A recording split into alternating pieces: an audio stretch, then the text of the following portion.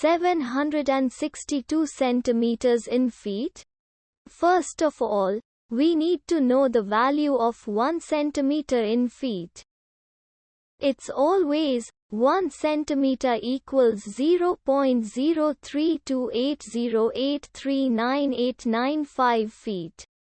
Now we have to multiply 0.03280839895 by 762.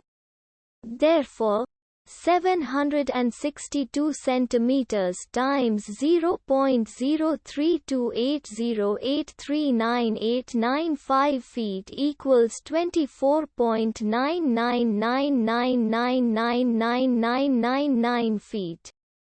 So, in other words, 762 centimeters equals 24.9999999999 feet. We hope you have enjoyed this video. Please like and subscribe to our channel for more videos like this.